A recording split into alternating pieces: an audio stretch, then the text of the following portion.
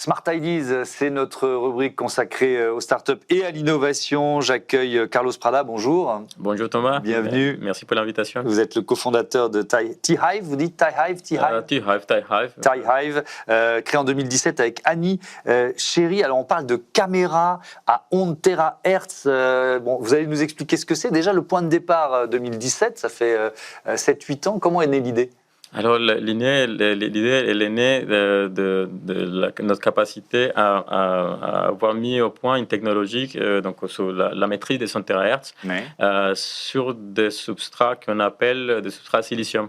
Donc, c'est une technologie deep tech et cette technologie permet de faire un ensemble de choses, y compris de voir à travers les matériaux. Donc là, on va parler de THz. Donc, on voit à travers les matériaux. Exact. Et donc, l'idée, c'est de détecter des malfaçons, c'est ça, sur des lignes de fabrication. C'est comme ça qu'on utilise vos caméras aujourd'hui ? Effectivement, aujourd'hui, on a plusieurs cas de figure qui sont envisageables, mais on s'est focalisé depuis 2017 à comprendre le marché et trouver un marché où la problématique elle était assez claire et on pouvait aussi amener de la valeur. Donc, on travaille aujourd'hui avec l'industrie des produits hygiéniques, par exemple. D'accord. Et donc, vous détectez, ce sont des caméras qui détectent. Alors, qu'est-ce que ça permet de faire ? Ça permet de sortir un seul produit d'une ligne de fabrication. Quel est l'avantage d'un marché comme celui-là ? Oui, à différence de cette technologie, d'autres manières de fonctionner pour l'industrie, où on va aller faire des contrôles qualité par échantillonnage, notre caméra THz et notre système d'inspection THz plutôt, parce que c'est pas que les caméras, on a aussi le traitement de la donnée et le traitement avec de l'IA. On va aller scanner la totalité de la ligne de production. D'accord. Jusqu'à maintenant, l'échantillonnage permet de prendre quelques objets pour définir si toute la production est bonne ou pas bonne.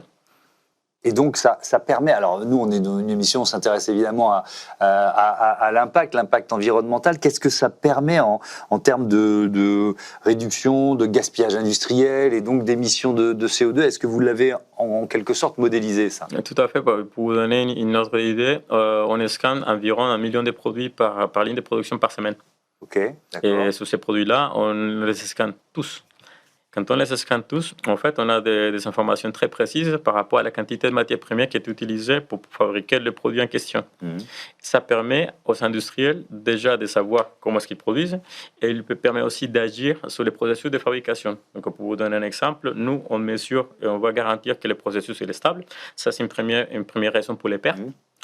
Et la deuxième raison, une fois qu'on voit que le processus est stable, l'industrie elle est capable de reconfigurer sa machine pour qu'elle produise avec moins de matières premières, tout en restant avec les standards de qualité. Et ça fait des tonnes et des tonnes sauvegardées par semaine. Vous avez annoncé une levée de fonds de 8 millions d'euros cette année. Qui sont vos partenaires et puis surtout, quelle est la stratégie liée à cette levée de fonds ? Alors, nous avons un partenaire historique qui est l'EIC Fund. C'est un bras d'investissement de la Commission européenne, donc qui nous suit depuis 2020.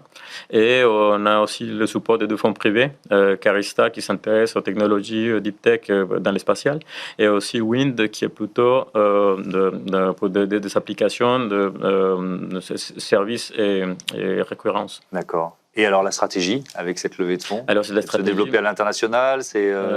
Tout à fait. Aujourd'hui, on se développe à l'international pour la partie commerciale. Ouais.